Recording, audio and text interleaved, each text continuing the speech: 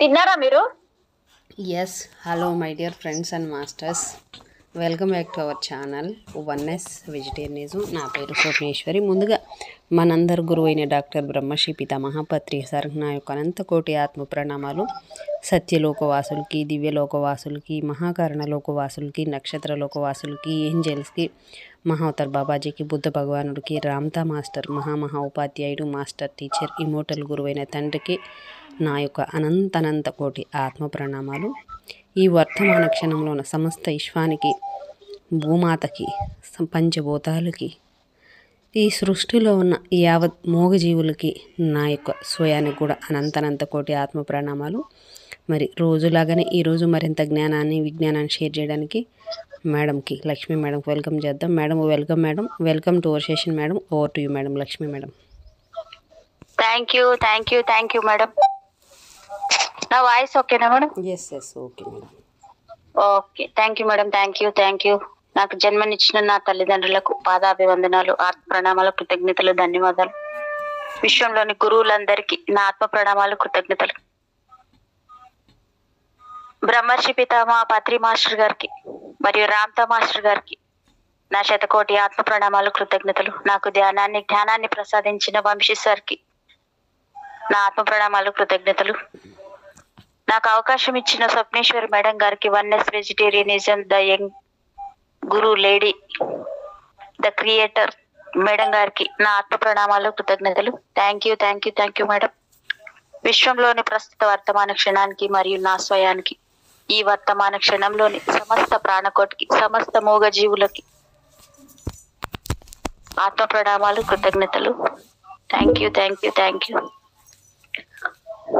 నాలోనే ఉండి నా చేత చెప్పిస్తున్న నా ఆత్మారాముడు రామ్తా మాస్టర్ గారికి, బాబాకి నా అనంత కోటి ఆత్మ ప్రణామాలు, కృతజ్ఞతలు. Thank you. వీక్షిస్తున్న ప్రేక్షక దేవుళ్ళందరికీ కూడా ఆత్మ ప్రణామాలు, కృతజ్ఞతలు.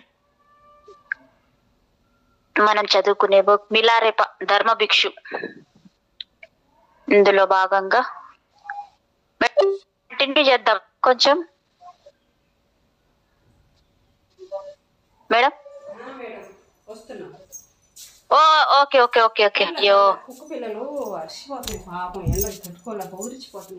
ఆహా, మీరు వచ్చి కూర్చునే వరకు అంటే గుహల్లోకి వెళ్ళిపోదాం ఈ రోజు. అందుకే వచ్చా నేను, అది గుహలోకి వెళ్ళడానికి వచ్చా. వచ్చారా? ఓకే, ధర్మభిక్షు అయిపోవాలి మరి. ఓ, స్టార్ట్ చేద్దాం. గుహలకి వెళ్ళిపోతున్నాను మేడం నేను. తపో గుహలు మిలారప్ప కదా కాబట్టి గుహలోకి వెళ్ళిపోతాను. Okay madam. తపో గుహలు. తపస్సు అనే పదం వినగానే ఎవరికైనా శరీరం పులకరిస్తుంది. తపస్సు చేయడం అనేది గొప్ప వరం. అందరికీ అవకాశం రాదు. అవకాశం వచ్చిన వారు మహర్షులు, వారసులు, పూర్వజన్మ సుకృతులు. తపో గుహలు అనగానే హిమాలయాలు, గుహల్లో తపస్సు చేస్తున్న మహాత్ములు తలుపుకు వస్తారు. ప్రపంచ దేశాలన్నిటికీ హిమాలయాలు, అక్కడి తపో గుహలు ఆదర్శాలు. మహర్షి మార్పా గారు తపస్సు చేసుకొని సిద్ధి పొందిన గుహ అది. ఆ గుహలో నాకు ప్రవేశం కలగడం గొప్ప అదృష్టం. మిలారేప చెప్తున్నారు. ఒక మహర్షి తపస్సు చేసుకున్న గుహ వాతావరణం తపస్సుకు ఎంతో అనుకూలంగా ఉంటుంది. తపో గుహను చేరుకున్నాం. గుహ ముఖద్వారం వద్ద గురువు గారు, వారి వెనక నేను, సింహం, మేకపిల్ల యజ్ఞం చేసుకోబోతున్నాయి. నాకు చిరాగ్గా ఉంది, కంగారుగా ఉంది. తపస్సు అంటే మోజుగా ఉంది, కానీ ఒంటరిగా నెలల తరబడి నిరాహారంగా ఏకాంతంగా చీకటి గుహలో గడపడం మాటలు కాదు. ఒంట్లో కంగారు పుట్టింది. గుహ ముందు గురువర్యులు సింహంలా ఉన్నారు, నా వంటి వారు మేకపిల్లలు. గురువు గారు నా భుజం మీద చేయి వేసి నడుస్తున్నారు. పారిపోతానని అనుమానమా? ఏమో, పారిపోయే అవకాశం బొత్తిగా లేదు. సింహం నోట్లో తలపెట్టినట్లే ఉంది నా స్థితి. గుహ లోపల అర్ధవలయంగా ఉంది. లోపలికి వెళ్ళగానే చీకటి స్వాగతించింది. కానీ తెరిపారా చూస్తే పైన ఆకాశం కనిపిస్తుంది. ఎట్లా ఏర్పడ్డాయో అద్భుతం కదా మేడం. తెలియదు కానీ నక్షత్రాలు మిణుకుమంటున్నాయి. చీకటి చిరు వెలుగులు ప్రసరిస్తున్నాయి. అమ్మయ్య, మరీ చీకటి గుయ్యారం కాదు. లోపల పడుకోవడానికి ఏర్పాటు ఉంది. వంట చేసుకోవడానికి వంట చేసుకోవడానికి కూడా ఏర్పాటు ఉంది. వాటన్నిటికీ ముందు జాగ్రత్తే. పడుకోవడానికి ఉందా లేదా, కూర్చోవడానికి ఉందా, తినడానికి ఏముంది, ఏం లేదు. అబ్బా బాబా, వెరీ గుడ్. రావయ్య మిలారేప 5 నీ లోకం. లోపల చలిగా ఉంది, గాలి ఆడటం లేదు, శ్వాస తీసుకోవడం కష్టంగా ఉంది. మా వెంట యాక్ మీద తినుబండారాలు తెచ్చిన తీర్థ లోపల ఒక పక్కగా వాటిని దించి సర్దాడు. ఇవన్నీ నీకోసం. బార్లీ ఆహార పదార్థాలు, టీ, కట్టెలు. నీ సాధన ప్రారంభించవచ్చు. నీ తపస్సు నీది. ఏం సాధిస్తావో, ఎంత సాధిస్తావో నీ ఇష్టం, నీ ఓపిక. ఎవరో నీ తపస్సుకు భంగం కలిగించరు. ఇక్కడికి నీ జెసి రాదులే, ఆవిడ్ని నేను రానివ్వనులే. నన్ను ఒక రాత్రి పలకపై కూర్చోబెట్టి నా బ్రుకుటి నడుమ వేలితో నొక్కి పట్టారు గురువుగారు. నిమిషంలో నాకు స్పృహ తప్పిపోయింది. 2 కనుబొమ్మల మధ్య వేలుంచి ఇక్కడ నీ దృష్టిని కేంద్రీకరించు. మొత్తం చీకటవుతుంది, సర్వం శూన్యమవుతుంది. నీవు శూన్యమైన తర్వాత నీ ఆత్మ రంగప్రవేశం చేస్తుంది. అంత దాకా నీ బాధ్యత నాది. ఆ పైన నీ ప్రగతి, నీ బాధ్యత నీ ఆత్మది. నా ఆత్మదా అనుకున్నాను. నీ ఆత్మ నా ఆత్మ అని లేదయ్యా, అందరి ఆత్మ ఒక్కటే. నిప్పు ఎవరు ముట్టుకున్నా కాలుతుంది. ఆత్మ ఎవరిలో కదిలనా ఆధ్యాత్మ అవుతుంది. తపస్సు కలుగుతుంది. తపస్సు అంటే ఆత్మస్పృహ. నీలో ఆత్మ ఉన్నదని తెలుసుకోవడం, ఆత్మ కదలికను అనుభూతించడం. నా ప్రకృతి చూపి ఇది ఆత్మ స్థావరం, ఈ బిందువు పైన ధారణ చెయ్యాలి. దానిని హృదయ కుహూరం అనవచ్చు. అక్కడి నుండి నిశ్శబ్దంగా లోపలకు పయనించడమే తపస్సు. అదే యోగం, అదే ఆత్మ దర్శనం. నీకు భౌతిక శరీరం ఉండదు, ఆత్మ శరీరంతో జీవించాలి. ఆత్మ శరీరానికి తిండి, నీరు, బీరు అవసరం ఉండదు. దాని అవసరాలు అది చూసుకుంటుంది. ఆ స్థితికి వెళ్ళాక చలి వేయదు, చలిమంట అవసరం ఉండదు. నీ శరీరమే కట్టెలా కాలుతుంది, లోపల అగ్ని పుడుతుంది. అది అగ్ని యోగం. నీకు ప్రపంచంతో పని ఉండదు. నీ ప్రపంచానికి, బాహ్య ప్రపంచానికి సంబంధము ఉండదు. అలా చేస్తూ పోతే నీవు బోధిసత్వుడు అవుతావు. అంతదాకా ఈ గుహే నీ ఆవాసం. ఇక్కడే నేను కలుస్తాము. నీవు ఎప్పుడు సంకల్పించినా నేను వస్తుంటాను. అసలు నేను నీతోనే ఉంటాను, నీలోనే ఉంటాను. నీ అవసరాలు నాకు తెలుసు. నిన్ను గమ్యం చేర్చడం నాకు తెలుసు. నీవే నేనుగా, నేనే నీవుగా ఆత్మ భూమికపై మనం కలుస్తుంటాం. చూడు మిలారేప, యోగం చేసే వారికి ఓర్పు, సహనం చాలా అవసరం. మౌనంగా ఉండడం, నిదానం ప్రధానం. ప్రతిఘటన అసలు పనికిరాదు. సహనం వహించాలి. ప్రతిఘటన వల్ల ఆత్మ దూరం అవుతుంది. ఆత్మకు అనుకూలంగా ఉంటే త్వరగా జ్ఞాన శిఖరం చేరవచ్చు. సహనం అంటే ఏంటి గురుగారు? అది సాధించడం ఎట్లా అడిగాను. సహనం అంటే నిబ్బరం, ఓర్చుకోవడం, వెంటనే స్పందించకపోవడం, గతాన్ని మర్చిపోవడం కూడా సహనంలో భాగమే. గతాన్ని, భవిష్యత్తును విస్మరిస్తూ ఈ క్షణంలో, వర్తమానంలో జీవించడం యోగ సూత్రం. అది అసలైన జీవనం. నాకేం అర్థం కావటం లేదు. యోగం ఏమిటి, తపస్సు ఏమిటి, తపోగుహ ఏమిటి? ఏదో 4 నీతి సూత్రాలు నేర్పి లామా కావడం అనుకున్నాను. ఇది మహాసముద్రం లాగా, ఎడారిలా ఉంది. మౌనంగా గురువు గారి కళ్ళల్లోకి చూశాను. మౌనంగానే ఎదగమనే సందేశం అందింది. ఆ కళ్ళల్లో అనంతమైన ప్రేమ. గురువు గారి వలె ఎవ్వరూ నన్ను ప్రేమించలేదనిపించింది. అమ్మ, చెల్లి, ప్రేయసి ఎవరి ప్రేమలు గురువు గారి ప్రేమకు సాటి రావు, పోటీకి నిలబడవు. గురువు గారి ప్రేమ ముందు జెసి ప్రేమ వెలవెలబోతుంది. ఆ కళ్ళ నుండి ప్రవహిస్తున్న ప్రేమ ఏదో పరలోకాల నుండి నా కోసం వచ్చినట్లు అనిపించింది.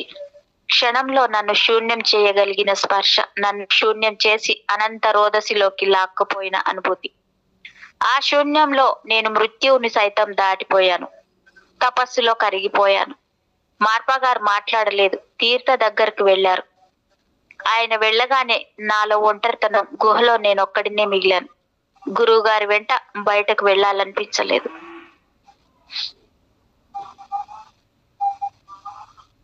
బయట నుంచి గురువు గారు అరిచారు, నీవు కొన్నాళ్ళు ఇక్కడే ఉండాలి.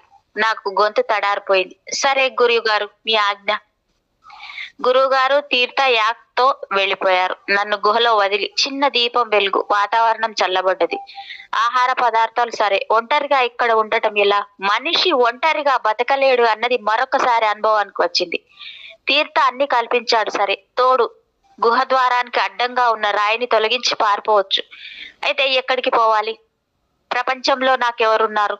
అయినవారు ఒక్కరూ లేరు. పారిపోవడానికి మనసు సహకరించదు. మనసుకు శరీరం సహకరించదు. ఇక్కడ ఈ గుహలో నేను చచ్చిపోవడం ఖాయం. తపస్సు చేసి మహర్షులు, సిద్ధులు, బుద్ధులు అయిన వారంతా ఇలాగే చేశారా? తపస్సు అంటే ఇలా కష్టపడటమా? అందుకే జనాలు యోగం జోలికి రారు, తపస్సు చెయ్యరు. పెద్దగా అరిచాను. ఎవరు వింటారు నా అరుపు? నా గుండె గుహల్లో చప్పుడు వినసాగాను. నా హృదయం స్థిమిత పడుతుంది. బయట ప్రపంచం స్పృహ లేకపోతే లోపలంతా ప్రశాంతమే. హృదయంలోని శాంతితో జీవించవచ్చు. ఆలోచనలు శూన్యం చేసుకోగలిగితే అదే తపస్సు. ఖచ్చితంగా లోపలికి పోతాం. లోపల శూన్యంగా జీవించగలం. శబ్ద ప్రపంచంలో ఆత్మ వినపడదు, కనపడదు. ఆత్మ శబ్దాల్ని భరించలేదు. మనిషి బయట శబ్దాలను చెవితో వినగలడు. మనిషి బయట శబ్దాలను చెవితో వినగలడు. నిశ్శబ్దాన్ని ఎలా వినగలడు? నిశ్శబ్దాన్ని హృదయం వింటుంది. అంతరింద్రియం వినగలదు. ఉపదేశ సమయంలో జరిగింది అదే. గురువుగారు ఒక స్పర్శతో నిశ్శబ్దాన్ని వినడం నేర్పారు. బాహ్య ప్రపంచం నుండి అంతర్ ప్రపంచంలోకి నిష్క్రమించడమే ఉపదేశం. గురువుగారిని గురించిన ఆలోచన వచ్చింది. లామా యంగ్టన్ గురువు అనిపించలేదు. శరణాలయంలో జెస్సీ నన్ను శూన్యం చేయగలిగింది. నాలోని గురువు మార్పా గురువు గారి ధర్మపత్ని. ఆమె నాలోని గురువు. మార్పా గురువు గారి ధర్మపత్ని నాదర్ నిశ్శబ్దంగా నాలో జ్ఞానబీజం నాటింది. ఆమె నా రెండవ గురువు. మిత్రుడు తీర్థ మరొక గురువు. మార్పా గారు నా చివరి గురువు. మహాగురు. నా పైన నలుగురి ప్రభావం ఉంది. నన్ను తీర్చిదిద్దిన వారు ఆ నలుగురు. వీరు నాకు ప్రాతస్మరణీయులు, పూజ్యులు, హితులు, సన్నిహితులు, ఆప్తులు, ఆత్మీయులు. నిటారుగా వెన్ను నిలిపి మహా ధ్యానముద్రలో కూర్చున్నాను. అప్రయత్నంగా కళ్ళు మూతలు పడ్డాయి. శ్వాసక్రియ పెరిగి స్థిమితపడింది. గుండె నిండా గాలి పీల్చి వదిలాను. గురువు గారిని స్మరించాను. నా ఎదురుగా గురు రూపం వచ్చి నిలిచింది. అది భౌతిక రూపం కాదు, గురువుగారి సూక్ష్మ రూపం. నాకు రూపం ముఖ్యం కాదు, భావం ముఖ్యం కాదు, గురువు ముఖ్యం. నా మనసు నిండా గురువు గారు నిండిపోయారు. మిలారేపా గురువుగారి పిలువు. కళ్ళు విప్పి చూశాను. అక్కడ గురువు గారు లేరు. గుహలా నేను, నా చుట్టూ శూన్యం. గుహలో నేను, నా చుట్టూ శూన్యం. శూన్యమైన నేను అయినా పక్కన నన్ను గమనిస్తూ గురువు గారు ఉన్నారన్న భావన, హామీ. మరల భ్రూమధ్యలో గురువు గారి ఆవాహన చేసుకున్నాను. ఈసారి సంకల్ప మాత్రం చేత గురు దర్శనమైంది. నిజంగా మీరే నా గురూజీ? అడిగానని అనుకున్నాను. అనిపించింది అడిగినట్లు. గురువుగారు పెదవి విప్పలేదు, మాట్లాడను లేదు. కానీ సమాధానం చెప్పారు. కళ్ళతో పలకరించడం, చిరునవ్వుతో ఆశీర్వదించడం వారి అలవాటు. గురువుగారు చూపే ఆశీస్సు పలకరింపే వరం. కళ్ళు విప్పాను. అక్కడ ఎవరూ లేరు, అయినా ఉన్నారు. నిజంగా మీరేనా? అరిచాను పెద్దగా. నేనేనయ్యా. ఎందుకు అరవడం? మనసుకు వినిపించలేదా నా సమాధానం? హృదయం గుర్తించలేదా నన్ను? నీ హృదయాన్ని నీవే నమ్మవు, నీ మనస్సును నీవు నమ్మవు. అరక్షణం కూడా నిలవని చూపును నమ్ముతావు, పిచ్చిమిలా. కళ్ళు మూస్తే నేను గురువుగారి ఇంట్లో, వారి గదిలో, వారి సమక్షంలో ఉన్నాను. అంటే నేను ఎక్కడ ఉన్నా గురువుగారి సమక్షంలో ఉన్నట్లేనా? ఈ చీకటి, ఈ గుహ, ఈ చీకట్లు, ఒంటరితనం అన్ని భ్రమలా, అశాశ్వతాలా? ఏది సత్యం, ఏదసత్యం, ఏది నిజం, ఏది భ్రాంతి? గురువుగారు పలక మీద ఏదో రాసి చూపించారు, చదవమని. గుహ అంటే నీ అంతర్యం, గురువు అంటే నీ అంతరాత్మ. బాగుంది కొటేషన్. గుహ అంటే నీ అంతర్యం,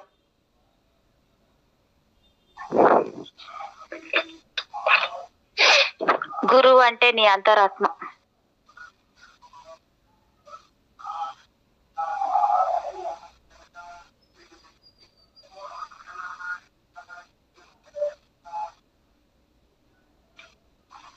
గురువు అంటే నీ అంతరాత్మ.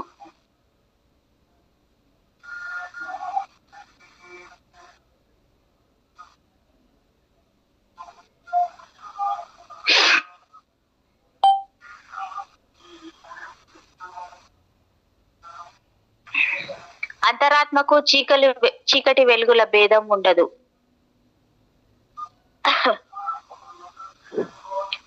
నాకు అర్థం కాలేదు అన్నాను. ఏముంది అర్థం కాకపోవడానికి? చీకట్లో వెలుగు, గుండె చీకట్లో అంతరాత్మ వెలుగు. అంటే ఇక్కడ గుహ అంటే నీ అంతర్యము, గురువు అంటే నీ అంతరాత్మ. అంతరాత్మకి చీకటి వెలుగుల భేదం ఉండదు. నాకు అర్థం కాలేదు అంటున్నారు మిలారేప. ఏముంది అర్థం కాకపోవడానికి? చీకటిలో వెలుగు, గుండె చీకటిలో అంతరాత్మ వెలుగు. నాకు చీకటి నల్లగా కనిపిస్తుంది, వెలుగు తెల్లగా కనిపిస్తుంది. ఎవరికైనా అలాగే కనిపిస్తుంది. ఏది అనిపించకపోవడం ముఖ్యం. నేను గుహలో ఉన్నాను అంటే చీకట్లో ఉన్నట్లా? అవును మిలారేప, నీవు చీకట్లోనే ఉన్నావు. నీలో వెలుగు ఉంది. నీలోని వెలుగును చీకట్లో వెతుక్కుంటున్నావు. ఏమీ అర్థం కావట్లేదు. కళ్ళు తెరిస్తే అంతా చీకటి, కళ్ళు మూస్తే అంతా వెలుగు. గురువుగారు నవ్వారు. సత్యం తెలిసే వరకు మనం భ్రమలోనే జీవిస్తాం మిలా. మనిషిని విశ్వాసాలు, నమ్మకాలు వదలవు. అవి వదిలిపోతే తప్ప సత్యం బోధపడదు, వెలుగుబాట కనిపించదు. గురువుగారి మాటలు అర్థం నా గుండెల్లో అన్వేషించసాగాను. ఏమిటో ఇక్కడికి వచ్చినప్పటి నుండి ఏది కలో ఏది నిజమో తెలియటం లేదు. కలలు నిజాలు అనిపిస్తున్నాయి, వాస్తవాలు భ్రమలు అనిపిస్తున్నాయి. ఇదే నా ప్రపంచం. నా ఉద్దేశంలో కలలు ఘనీభవిస్తే వాస్తవాలు అవుతాయని. భావాల భౌతిక రూపాలే జీవిత సంఘటనలని. అసలు జీవితం అన్నదే ఒక కళ, ఒక భ్రాంతి. మన జీవితాలన్నీ స్వాప్నిక సత్యాలు, సత్య ప్రమాణాలు కావు, స్వాప్నిక ప్రయోగాలు. ఒకటి చెప్పు మిలారేప, ఇప్పుడు ఇక్కడ నీవు నాతో ఉండడం వాస్తవమా, స్వాప్నికమా, భ్రమ, నిజమా? నేను గుహ, చీకటి, సత్యం, గురూజీ అంటే నేను లేనంటావు, నా ఉనికి నమ్మనంటావు. నమ్ముతాను గురూజీ, కానీ సమాధానం చెప్పలేను, సమాధాన పడలేను. అయినా ఇది సత్యం, మీరు సత్యం, నేను సత్యం, ఈ సంఘటన సత్యం కాదు. అదెట్లా మిలా? సమాధానం చెప్పలేక గురువుగారి ముఖంలోకి చూస్తూ కూర్చున్నాను. పెద్ద వయసు కావటం వల్ల ఆయన నుదురుపై ముడతలు స్పష్టంగా ఉన్నాయి. ముసలివారవుతున్నారు గురువుగారు. గురువుగారి చేతిలోని పలక నా చేతికిచ్చారు. ఇది నిజం కాదా మిలా? నీ చేతిలోని పలక నిజం కాదా? ఏది సత్యం, ఏది అసత్యం? ఈ గుహ అసత్యం అయితే ఇది అసత్యం. గుహ, నీవు, నేను అసత్యమైన జగమంతా అసత్యం కాదు. జగత్తు సత్యం అయితే మనము సత్యం కావాలి.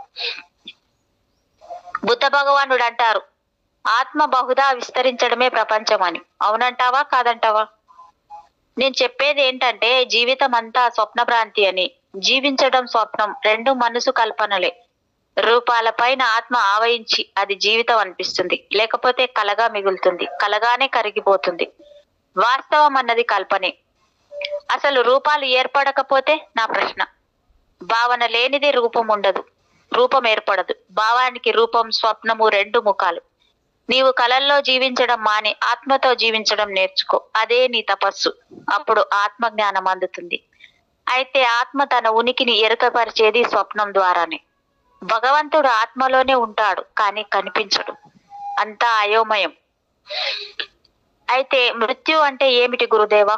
జీవితం స్వప్నం అయితే మృత్యు స్వప్నం కావాలి కదా. జీవితమే లేకపోతే మృత్యువుకు ఏం పని? అవును, మృత్యువు కూడా ఒక కలే. కలల్ని పొడిగిస్తే మృత్యు తీరం వస్తుంది. మనిషి చనిపోయిన తర్వాత జీవించకపోవడమే మృత్యు. చనిపోయిన తర్వాత జీవించడం ఎలా గురూజీ అడిగాను. అదే మిలారేప మనిషికి మహాత్మునికి తేడా. మరణంతో మనిషి చనిపోతాడు, మరణం తర్వాత మహర్షి జీవిస్తాడు. అందుకే మహర్షి మరణించడు, మరణాన్ని జయించిన వాడే మహాత్ముడు. మీరు చెప్పేది నేను వింటున్నది కళ అని తెలిసింది గురూజీ. గురువుగారు నా చేతికిచ్చిన పలక నా చేతిలోనే ఉంది. ఇది కళ కాదు. పలక మీద గురువుగారు చెప్పిన విషయాలున్నాయి. అది భ్రాంతి కాదు. పలకను రెండవ చేతిలోకి మార్చుకున్నాను. ఇంతకు ముందు పలక బరువుగా లేదు, ఇప్పుడు బరువుగా అనిపించింది. నేల మీద పెట్టాను, కళ కరిగిపోయింది. గురువుగారు అంతర్ధానమైనారు. నేను చీకటి గుహలో మిగిలాను. గురువుగారు లేరు అనుకోగానే మళ్ళీ ప్రత్యక్షమైనారు మార్ప. అదే విచికిస్తా మిలారేప, సత్యం దగ్గరికి చేరుతున్నావు, కానీ నీవు భౌతికం వేరు, ఆత్మ వేరు అనే భావనలో ఉన్నావు. ఉండేది ఆత్మ, పోయేది భౌతికం. కనుక శాశ్వతమైంది ఆత్మ. ఆత్మ శరీరం, నీవు ఆత్మలో జీవించు. ఆత్మ శరీరంలో జీవించడం నేర్చుకోవాలి. అప్పుడు నీకు ఈ భ్రమలుండవు. నేను ఉన్నానా లేనా, వాస్తవమా భ్రమ అన్న సందిగ్ధం ఉండదు. నీ సంకల్పానికి మనస్సు ఆధారం. మనస్సును తొలగిస్తే సంకల్పం కలగదు. మిగిలేది ఆత్మ. ఆత్మ సత్యం, నిత్యం. నీవు నేను ఇద్దరము నిత్యులం. నీవు గుహలో ఉన్నా ఎక్కడైనా ఉండగలవు. అది సంకల్పం కాదు, ఆత్మ సంచారం. ఆత్మ సంచారానికి సంకల్పం అవసరం లేదు. నీ ఆత్మ ఆరాటపడ్డా పిలిచిన నా ఆత్మ పలుకుతుంది. వస్తుంది అంటే నేను వచ్చినట్లే. అలాగే నీవు సిద్ధి పొందితే ఎవరి ఆత్మ సంభావించినా నీ ఆత్మ పలుకుతుంది. అప్పటికి నీవు మహర్షివి అయినట్లే. యోగికి ఆత్మ సంచారం కూడా అవసరం. ఆత్మ శరీరంలో అన్ని లోకాలు చుట్టి రాగలవు. ఆత్మ జాగృతమైనప్పుడు శరీరం ముఖ్యం కాదు. నా కళ్ళలోకి చూస్తూ అన్నారు మార్పా గురు. ఆత్మ విద్యను జాగ్రత్తగా వినియోగించుకోవాలి. నీ జీవితంలో పరిచయం అయిన వారిని సున్నితంగా స్పృశించడం నేర్చుకో. వారి ఆత్మల్ని నీ పరిధిలో ఉంచుకో. ఎవరి రహస్య జీవితంలోకి తొంగి చూడకు. ప్రతి ఒక్కరిని ప్రేమించాలి. ప్రేమించడం అంటే అంగలార్చడం కాదు, వారి మంచిని కాంక్షించడం. ఆత్మ వికాసం కలిగించడం. నిజమైన ప్రేమలో ఉద్రేకం, స్వార్థం ఉండవు. ఇతరుల విషయంలో అనుకున్నది సాధించకపోతే గురువుని స్మరించు. అప్పుడు గుహ వదిలి బయటికి రావచ్చు. గురువుగారిని చూస్తూ ఉండిపోయాను. ఆయనలోంచి ఒక పెద్ద ప్రేమ కెరటం నన్ను ముంచేసింది. ఆయనలోంచి ఒక పెద్ద ప్రేమ కెరటం వచ్చి నన్ను ముంచేసింది. ఆ కెరటం నన్ను స్పృశించగానే నేను గురువుగారిలా మారిపోయాను. ఆ సంస్పర్శ వల్ల నాలో ప్రేమ నిండిపోయింది. రంగు, రుచి, వాసన అంతా ప్రేమమయం. సంకల్ప వికల్పాలు ఏమీ లేని ప్రేమ భాండం. మార్పా గారు నవ్వుతున్నారు, తలాడించారు. ఆయన నా అంతర్యం గ్రహించారా? నెమ్మదిగా సాగిపోతున్నారు వారి వెంట నీడలా నేను. ఇది గురు దర్శనం, ఇది స్వప్న దర్శనం. గురువు భౌతికంగా దర్శనమివ్వడు, స్వప్నంలోనే దర్శనమిస్తాడు. స్వప్నంలోనే సందేశాలు ఇస్తారు. గురువు గారు చెప్పదలిసిందంతా చెప్పకనే నా మనసు గ్రహిస్తుంది. నా ప్రశ్నకు చిత్రంగా సమాధానం అందుతుంది. అదే నా స్పందన, అదే గురు కృప. గుహ నీ అంతరంగానికి ప్రతీక. చీకటిలో వెలుగుల్ని చూడు. గురుతత్వం అర్థమైంది. యోగ రహస్యం తెలిసింది. గురువు భౌతికంగా శిష్యుని నడిపించడు. గురు ప్రజ్ఞ అనవతరం శిష్యునికి అందుతుంది. నేను గుహలో ఒంటరిని కాదు, గురుదేవులు నా వెంట ఉన్నారు. నన్ను నేను తెలుసుకోగలుగుతున్నాను.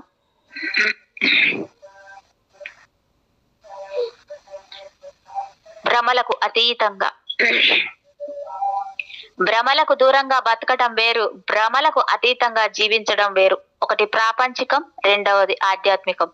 నిద్ర లేచేసరికి దీపం కొండెక్కింది. గుహ అంధకారంగా ఉంది. ప్రాణం పోవడం అంటే దీపం మారిపోవడమే. మరణం అంటే మనిషి లేకుండా పోవడం. లేకుండా ఎక్కడికి పోతాడు? ఎక్కడికి పోడు, ఉండడు. అంటే కంటికి కనిపించడు. ప్రాణం పోతుంది. ఎక్కడికి పోతుంది? ఎవరికి తెలుసు ఎక్కడికి పోతుందో, ఏమవుతుందో? తన గురించిన చిన్న చిన్న విషయాలే మనిషికి తెలియవు. అదే గమ్మత్తు. అలా తెలియకపోవడమే రహస్యం. గుహలో చలిగా ఉంది. రగ్గు కప్పుకున్నాను. అయినా చలి కాగటం లేదు. నాలో వేడి తగ్గింది. గురువుగారి సందేశాలు గుండెల్లో మారుమోగుతున్నాయి. గుహలో గోడలపైన సూక్తులు రాసి ఉన్నాయి. నా గుండె గోడలపైన ఎన్నో అలిఖిత సూక్తులు. ఎన్నని రాసి పెట్టను? రాసి ఏం చేయను? ఈ చీకటి గుహల్లోకి వచ్చి ఎవరు చదువుతారు అవి? చీకట్లో తచ్చాడుతూ వెళ్లి దీపం వెలిగించాను. వత్తి కొడిగట్టిందేమో, చమురు నిండుకుందేమో, దీపం వెలగలేదు. ఇంకా ఈ దీపం వెలగవలసిన అవసరము, వెలుగుల్ని పంచవలసిన అవసరం లేదు. నేను ఈ గుహలో ఉండవలసిన అవసరము లేదు. అది గురువు గారిచ్చిన సంకేతం. గుండె అంటే నీ గుండె లోతుల్లో దాగిన అంతరాత్మ. దానిని చీకట్లోనూ వెలుగులోనూ నింపుకోవచ్చు. నిలబడే జ్ఞాపకాలలోకి నిష్క్రమించాను. గురువు గారిని కలవటం, ఆ తీర్థయాత్ర, ఈ గుహ, నా గుండె, పరిక్రమణ, నిష్క్రమణ, నా అంతరాత్మ నా గురువు కావచ్చు. గురునివాసం అంతరాత్మలో. ప్రతి సందేశం నాకు గురూపదేశమే అనిపిస్తుంది. గురు సందేశమే అయ్యింది. భౌతిక శరీరం గుహలో ఉన్న నేను ఆత్మ శరీరంతో ఎక్కడికైనా పోగలను. నేను కదలకుండానే లోకమంతా చుట్టి రాగలను. ప్రతి అణువులో నా స్పందన తెలుస్తుంది. నా శరీరం ముఖ్యం కాదు. ఎక్కడ ఉండాలనిపిస్తే అక్కడ ఉంటాను. ఒకే నిమిషంలో 10 చోట్ల ఉండగలను. 10 మందికి కనిపించగలను. నా అంతరాత్మకు బాహ్య ప్రపంచానికి సంబంధం లేదు. తపో గుహలో జీవించడం అంటే భావంతో జీవించడం. దీపం వెలిగితే గుహలో వెలుగు కనిపిస్తుంది. నాలో జ్ఞాన దీపం లోకానికి వెలుగునిస్తుంది. ఆత్మకు శరీరం నిమిత్త మాత్రం. ఆత్మ సంచారానికి భౌతిక శరీరం అవసరం లేదు. ఆత్మ సంచారానికి భౌతిక శరీరం అవసరం లేదు. నాకు శరీరం అవసరం లేదు. ఆత్మతో జీవించగలను. అన్ని పనులు మనసే నిర్ణయిస్తుంది, చేయిస్తుంది. ఆత్మ అంతరాత్మ రెండూ అవసరమే. రెండూ కనిపించవు. ఆత్మకు భౌతిక శరీరంతో అవసరం లేకపోవడం ఆధ్యాత్మిక జీవితానికి ముఖ్యం. తపో గుహలో జీవితం అంటే భావంలో జీవించడం. మనిషి జీవితం అంతా సంకుల సమరం. కలలు కనడం అంటే నాకు భయం. సంకల్పంతో ఊరి జనాన్ని చంపగలిగాను. బీభత్సం సృష్టించగలిగాను. అదే సంకల్ప బలము ఆత్మబలమా, మనోబలమా, లేక మంత్రబలమా, లేక గురుశక్తి? మంచి ఊహలు మంచి కళల్ని కలిగిస్తాయి. సంకల్పంతోనే మంచి చేయవచ్చు. దానికి ఆత్మశక్తి సహకరిస్తుంది. కష్టాలు కన్నీళ్లు మనిషికి తప్పవు. జెసి, తీర్థ, మార్ప వీరంతా మంచివారు. వీరికి కష్టాలు లేవు. చెడు ఆలోచించే వారికే కష్టాలు. మంచి మనసు కలవారు సుఖపడతారు, ఆనందంగా జీవిస్తారు. దీపం ఆరిపోతూ గుప్పు గుప్పున వెలుగులు వేలార్చుతుంది. ఆరిపోయే దీపానికి వెలుగు ఎక్కువ. చచ్చేవాడికి తెలివితేటలు ఎక్కువ. గోడ మీద రాసుకున్న రాతల్ని చదివాను. అవి జ్ఞాపకం చేసుకోవడం వల్ల నా ప్రవర్తన మారుతుంది. ఆలోచనలు బలపడతాయి. నాలో మార్పు రావడానికి గురువు గారు ఎంతో కష్టపడ్డారు. ఎంతో ఓర్పు వహించారు. నాలో పరిణామానికి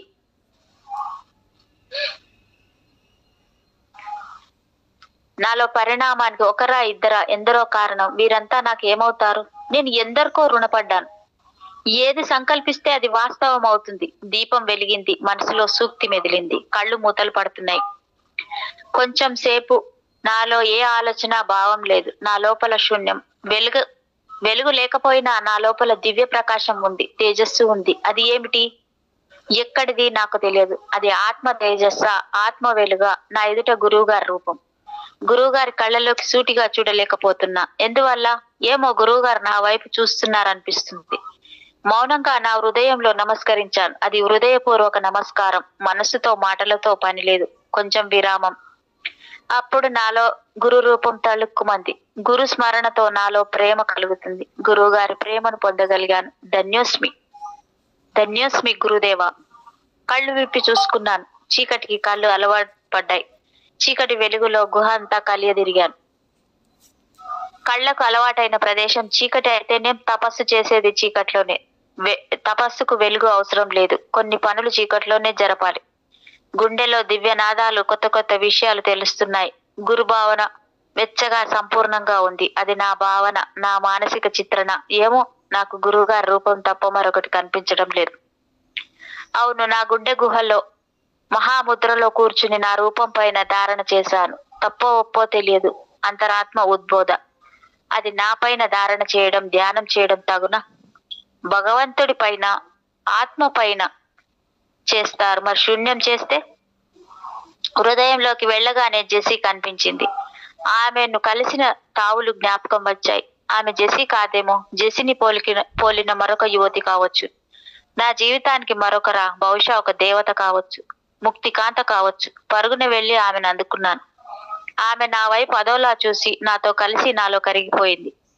నా కగుల్లో మాయమైంది చిత్రంగా. మిలా మిలా అంటూ నన్ను పెనవేసుకుంది. నీవు సాధించావు మిలా. నేను నీ ఆత్మను. నీవే గెలిచావు. ఆమె నిలువెచ్చని శరీరం నన్ను నిద్రలేపుతుంది. గెలుపు ఓటమి ఏమిటి ఆత్మలకు? జెసి సిగ్గుగా నవ్వింది. జెసి ఆత్మ నన్ను వెన్నంటి వస్తుంది. ఆమె నా ఆత్మ బంధువు, ప్రాణసఖి కదా. నేను వచ్చాను మిలా. నీవు లేకపోతే నేను లేను కదా. మన ఆత్మలో చెరిసగం తెలుసా? ఎంత గాఢంగా కౌగిలించుకున్నా తనివి తీరడం లేదు, తమకం తగ్గటం లేదు. ఆ కౌగిలిలో ఉద్రేకం లేదు, ఆరాటం లేదు, వాంఛ లేదు. ఆత్మలది మెత్తని కలయిక. ఆ రోజు శరణాలయం వద్ద నన్ను వదిలి వెళ్ళావు. నా కోపం వచ్చింది. ఆమె కళ్ళు మూసుకుంది మత్తుగా. అదే సమాధానం గమ్మత్తుగా. అంతేనా? నువ్వు నన్ను అర్థం చేసుకుంది. నిన్ను వదిలిపోవడం అంటే ఉండదు. నీ ఆత్మను నేను, నా ప్రాణం నీవు. ప్రాణం ఆత్మ వదిలిపోతే మనం మిగలం. మనకంటూ ఏది మిగలదు. నీలో సదా నేను ఉంటాను మిలా. భౌతిక శరీరం నెరవేర్చవలసిన పనులుంటాయి. ఆ పనులు అయిన తర్వాత ఆత్మ భౌతిక శరీరం నుండి బయటకు వచ్చి తన పని తాను చూసుకుంటుంది. అంతదాకా తన ఉనికిని తెలియనివ్వదు. ఇప్పుడిప్పుడే నాకు కొంచెం ఆత్మ భాష తెలుస్తుంది. ఆత్మగత బాధలు తెలుస్తున్నాయి. మనిషికి ఆత్మ అవసరం తెలుస్తుంది. జెసి నా ఆత్మ, నాకు జెసి కావాలి, తను నాలోనే ఉండాలి, అదే అడిగాను. ఆమె నెమ్మదిగా పెదవి విప్పింది. మీలా నీ తపన నాకు తెలుసు. మనం ఇప్పుడు భౌతిక శరీరాలతో లేమని గుర్తుంచుకో. ఆత్మ శరీరాలకు భౌతిక అవసరాలు ఉండకూడదు. అవి అసలు అవసరమూ ఉండదు. ఉద్రేకాలు, కోరికలు, వాంఛలు ఏవి ఉండవు కదా. తల అడ్డంగా ఊపాను. ఆమె నాకు కావాలి, నా తృప్తి కోసం కావాలి, నా కోరిక తను రావాలని. మేం భౌతికంగా ఉన్నామన్న భావన నాది. నా వేళ్లతో ఆమెను స్పర్శించాను. వాటి లావణ్యం నాకు తెలుసు. ఆమె పెదాలు నాకు అందలేదు. ఆమె శరీరము నా చేతికి తగలలేదు. ఆమె భౌతికంగా అల్లినట్లేనా? నా శరీరం తను పెనవేసుకొని ఒకటి కావడం అసంభవం.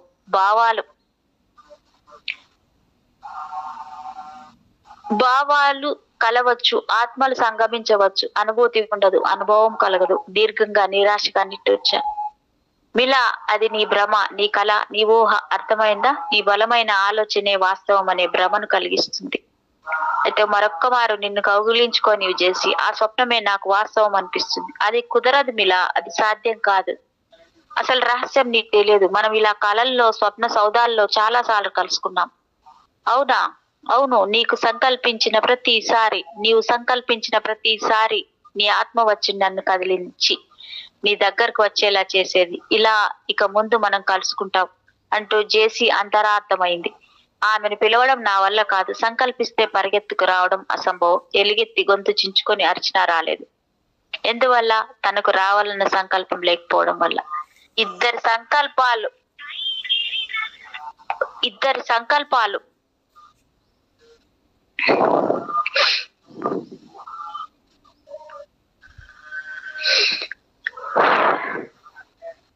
అవును. నీవు సంకల్పించిన ప్రతిసారి నీ ఆత్మ వచ్చి నన్ను కదిలించి నీ దగ్గరకు వచ్చేలా చేసేది. అలా ఇక ముందు మనం కలుసుకుంటాం అంటూ జెసి అంతరార్థమైంది. ఆమెను పిలవడం నా వల్ల కాదు. సంకల్పిస్తే పరిగెత్తుకు రావడం అసంభవం. ఎలుగెత్తి గొంతు చించుకుని అరిచినా రాలేదు. ఎందువల్ల? తనకు రావాలన్న సంకల్పం లేకపోవడం వల్ల. ఇద్దరు సంకల్పాలు ఒక్క త్రాటిపైన రావాలి. వస్తే ఆత్మలు కలుస్తాయి, పరుగులు తీస్తాయి. అంటే తనకిష్టమైతేనే వస్తుందన్నమాట. కొన్ని చీకటి కళలు, కొన్ని పగటి కళలు, కొన్ని నిద్ర కళలు, కొన్ని మెలకువ కళలు అవటానికి అన్ని భావచిత్రాలే, కానీ ఏవి నిజాలు కావు. జెసి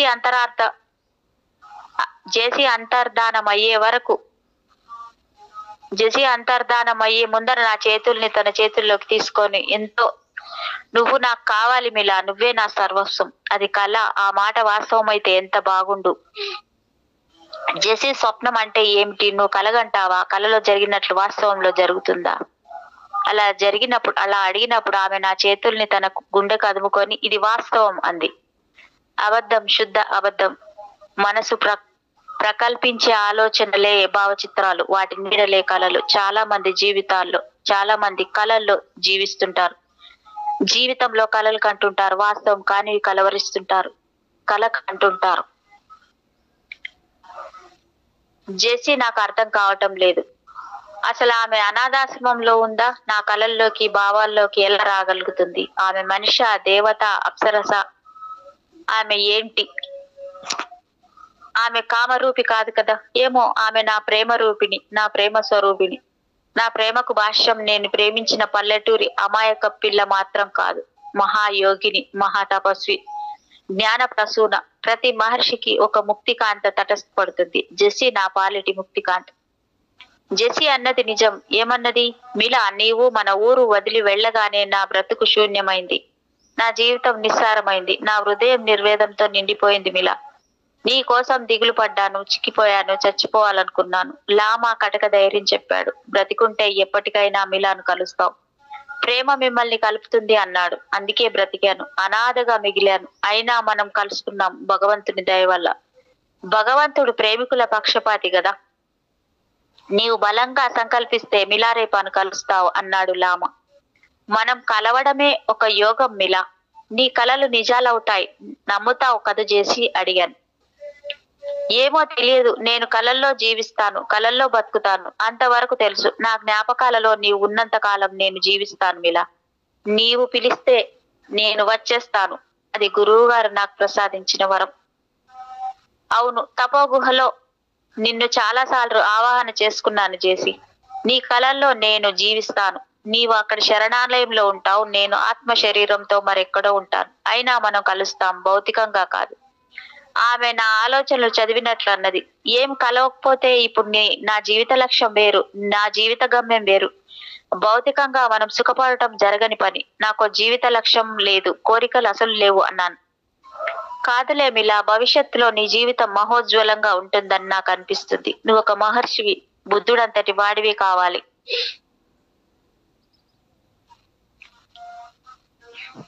జెసి మరి దివ్యంగా కనిపిస్తుంది. ఆమె సౌందర్య లహరి, ఆనంద తీర్థం. ఒకసారి ఆమె అందాన్ని ఆస్వాదించాలనిపిస్తుంది. ఆమె మెత్తని శరీరాన్ని ముద్దాడాలని ఉంది. ఆమె గుండెల్లోని నాదాలు వినాలని ఉంది. కుదరదు. దూరంగా కూర్చొని చూస్తున్నాను. చెప్పు మిలా, నీ తపో గుహల గురించి చెప్పు. నా పట్ల ఆమెకు ఎందుకంత ఆసక్తి? గుహల్లో జీవితం ఏముంది? తర్వాత రోజుల్లో నాలో ఘర్షణ. ఒకవైపు గురువు గారు, మరొక వైపు జేసి. ఒకటి గురు ఆకర్షణ, ఒకటి ప్రేమ ఆకర్షణ. ఏది బలం, ఏది జీవం? నేను ఎటు మొగ్గాలి? ఈ ఊరిలో నన్ను ఎక్కువగా అభిమానించేది ఎవరు? గురువు గారితో జీవితం వాస్తవం, జెస్సితో జీవితం అవాస్తవం. ఒకటి నిజం, ఒకటి ఊహ. రెండు ఒకటైతే నేను. రోజులు గడిచిన కొద్దీ నాలో నిరాశ, నిరాసక్తత పెరుగుతుంది. ఎవరో ఒకరే నాకు విముక్తి కలిగించాలి, ఒకరు ముక్తి కలిగించాలి. ఈ తపో గుహలో నా జీవితం అంతం కుదరదు. తరచూ గుహ ముఖద్వారం వద్దకు వెళ్లి నుట్టూర్చి తిరిగి వస్తాను. బయట ఎవరు కనిపించరు, ఆర్చేవారు, తీర్చేవారు ఎవరూ లేరు. గుహకు అడ్డంగా ఉన్న రాయికి నా బాధ తెలియదు, రాతికి స్పందన ఉండదు. అప్పుడప్పుడు నా బాల్యం జ్ఞాపకం వస్తుంది. అది గతము, తిరిగి రాదు. జ్ఞాపకం చేసుకోవడం అనవసరం, భవిష్యత్తు కలగనడం మరీ అనవసరం. కలగన్నట్లు ఊహించినట్లు జరుగుతుందని లేదు. ఇది నా కర్మ. ఏమైనా కర్మఫలం అనుభవించక తప్పదు. ఏదో పుణ్యకర్మల శేషం మిగిలాను బట్టి మార్ప వంటి సద్గురువు లభించాడు. జెసి వంటి ప్రియురాలు మిగిలింది ఈ జన్మకు. మరొక రోజున దీపం మారిపోయింది, చమురు అయిపోయింది. ఏ దీపమైనా ఎంతకాలం వెలుగుతుంది? కొన్ని దీపాలు వెలుగుతుంటాయి, అవి కాంతినివ్వవు, దీప్తుల్ని ప్రసరించవు. ఇక దీపం వెలిగించాలని అనిపించలేదు. చీకట్లో జీవితాన్ని అంతం చేసుకోవాలనుకున్నాను. లోపల బయట చీకటి. నా కోసం ఎవరూ రారు, నన్ను బయటపడనివ్వరు. మృత్యు భయం నన్ను ఆవహించింది. గజగజ వణికిపోయాను. నా శరీరం ఉన్నట్లు అనిపించలేదు. శరీరం లేదు, కానీ నేను ఉన్నాను. నేను బ్రతికి లేను, కానీ జీవించే ఉన్నాను. ప్రాణం పోయినా జీవించవచ్చు. ఆత్మతో అంటే నేను ఆత్మతో చిరకాలం జీవించగలనన్నమాట. ఆత్మకు మరణం లేదు, నాకు మరణం ఉండదు. ఆత్మతో జీవించేవారు మరణించరు, ప్రాణంతో జీవించేవారు మరణిస్తారు. ఓ గొప్ప సత్యం ఇది. నా సూక్ష్మ శరీరం శ్వాసిస్తుంది. అది ప్రాణశ్వాస కాదు, ఆత్మశ్వాస. నేను బ్రతికే ఉన్నాను అనుకుంటే బతికి ఉన్నట్ల? బతుకు మన భావన పైన ఆధారపడి ఉంటుందా? అలా అనిపించడం లేదు. భావంతో బ్రతకడం అసాధ్యం. శరీరం లేకపోయినా నేను ఉన్నట్ల? మార్పా జెసి నాతో కలల్లో ఆడుకుంటారు. చనిపోయిన తర్వాత జీవించడం గురించి లోగడ నార్కిన్ చెప్పారు. ఆ సిద్ధాంతం నాకు నచ్చలేదు. మిలారేపా, ఇంకెప్పుడు జ్ఞానం వస్తుంది? నీవు ఏది విశ్వసించవు. ఎవరిదా గొంతు, ఎవరిదా స్వరం? నేనున్నది చీకటి గోల్లో. ఎవరు వస్తారు, ఎవరు పలకరిస్తారు? ఆ గొంతు మళ్ళీ వినిపించింది. అది నా అంతరాత్మ హెచ్చరిక, ఎవరి పిలుపు కాదు. ఎవరు ఎల్లకాలం చీకట్లో ఉండరు, అజ్ఞానంలోనే ఉండిపోరు. చీకటి అంటే చైతన్య శూన్యత, విజ్ఞత లేకపోవడం, తెలుసుకోవాలన్న తపన లేకపోవడం, అన్వేషించే బుద్ధి లేకపోవడం. అది శూన్యమే. చీకటిలో ఉన్నంతకాలం వెలుగు తెలియదు, అజ్ఞానంలో జ్ఞానం తెలియదు. బయటపడరు, నీవే ప్రయత్నించి బయటపడాలి. ఎవరో వచ్చి చెయ్యి అందించరు, పలవరింతలు మాని బయటపడు, వెలుగు చూడు. ఆ గొంతు నార్కింది, నాకు తెలుసు. పిచ్చిగా అరిచాను, రక్షించమని. ఏమిటా ఉన్మాదం? నార్కిన్ మందలింపు. పిచ్చివాడా, ఇక్కడికి నీవు, నీ అంతరాత్మ తప్ప ఎవరున్నారు? అంతరాత్మ సాక్షిగా నీ గతం నిన్ను శపించదు, ఉద్ధరించదు. అది అజ్ఞానం. ఆ పాటి జ్ఞానం లేకపోతే నీ తపస్సు వృధా. చీకటిలో వెలుగు రేఖ, నా అంతరాత్మ హెచ్చరిక. నీ అంతరాత్మను నేనే, నీ ఆత్మను నేనే. నేను ఎవరో తెలుసునా? నేనెవరో నీకు తెలుసునా? నార్కిన్ ప్రశ్నించాడు. ఎవరు నువ్వు? ఎందుకు నా వెంట తగిలి నన్ను వేధిస్తావు? నా కళ్ళ ముందు ఎర్రని కాంతి ప్రవాహాలు, వాటి వెనుక తెల్లని కాంతులు. నార్కిన్ పగలబడి నవ్వాడు. మళ్ళీ లామా యాంగ్టన్ నార్కిన్ దయ్యాన్ని నా పైకి పంపాడు. నన్ను వదిలేట్లు లేడు. కళ్ళు మూసుకొని గురువు గారిని స్మరించాను. గురువు గారు వచ్చి నా పక్కన నిలబడ్డారు. నార్కిన్ భూతం వెళ్ళిపోయింది. ఎంతకాలమైంది ఈ గుహకు వచ్చి? ఆ విషయం గురువు గారికి తెలియదా?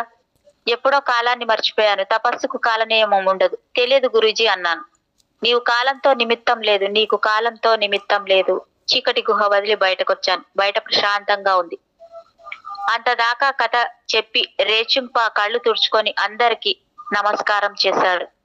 ఆ తర్వాత కథకు ముగింపు లేదు. శ్రోతలు నిశ్శబ్దంగా కూర్చుండిపోయారు. అందరి గుండె బరువెక్కింది. వెక్కి వెక్కి ఏడ్చారు. ఒక్కసారిగా రేచింప కళ్ళు తలుక్కున మెరిశాయి. గురువుగారు వస్తున్నారు అన్నాడు. అంతలో ఒక కాంతి కిరణం ఆకాశ మార్గాన వచ్చి గుహలో ప్రవేశించింది. అది మిలారేప రూపం ధరించింది. నేను లేనని అనుకున్నారు కదూ? మీకు నన్ను చూడాలని ఉంది. వచ్చాను. మీరు ఎప్పుడు సంకల్పించినా నేను కనిపిస్తాను. మీ హృదయాల్లో నేను ఉంటాను. ఒక వృద్ధుడు లేచి ధైర్యంగా ప్రశ్నించాడు. లామా, మీ కథలో కొన్ని జాగాలున్నాయి. మీ చెల్లెలు కాఠ్మండు వెళ్ళిందన్నారు. తర్వాత ఆ అమ్మాయి ఏమైంది? కలిశారా? కలిశాను. చాలా కాలం భిక్షాటనలో జీవించింది. తర్వాత ఎవరినో పెళ్లి చేసుకుంది. 2-3 పిల్లలు. ఒక అమ్మాయి అడిగింది, మీ జేసీ గురించి ఇంకా వినాలని ఉంది లామా. జేసీ అనాథ శరణాలయంలో సేవికగా ఉండిపోయింది. ఆమె పెళ్లి చేసుకోలేదు. మేము తిరిగి కలవలేదు. మీ చిన్నాన్న పిన్నమ్మ కథ ఎలా ముగిసింది? నేను కొంతకాలం యాంగ్ ప్రాంతంలో ఉన్నాను. పర్వత గుహల్లో ఉండేవాడిని దిగంబరంగా. నా శరీరం ఆహారం లేక శుష్కించిపోయింది. ఒకసారి భిక్షార్థం గ్రామంలోకి వెళ్ళాను. మొదట వెళ్లి ఆర్థించింది పిన్నిగారింట.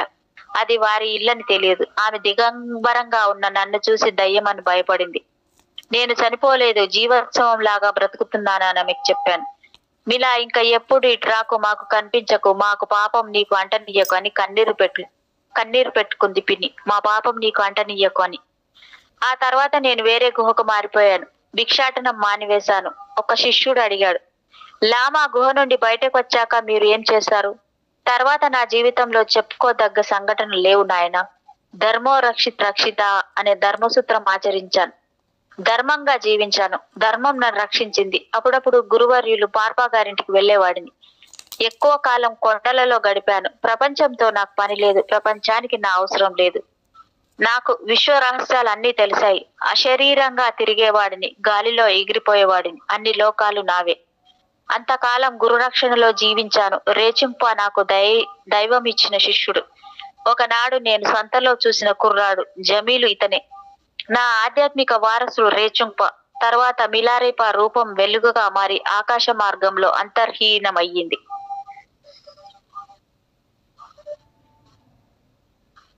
Thank you madam.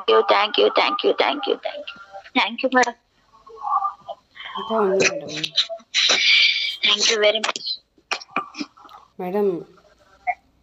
ఇంకా ఉంది మేడం. గుహలో నుంచి బయట వచ్చే లోపల అయిపోయింది అనుకున్నాను. 15 నిమిషాలు ఉంది. గుహలో నుంచి బయట వస్తే అయిపోయినట్టేనా? ఇంకా 15 నిమిషాలు ఉంది మేడం. ఇక్కడ అవగొట్టేసిండ్రు. అవునా? ఓకే. కంప్లీట్ చేసేసారు. ఆయన రూపం అంటే వెలుగుగా మారి ఆకాశ మార్గంలోకి వెళ్ళిపోయిందంట. కానీ ఎంత బాగుంది మేడం నిజంగా. అసలు సూపర్. చెప్పడానికి లేదు.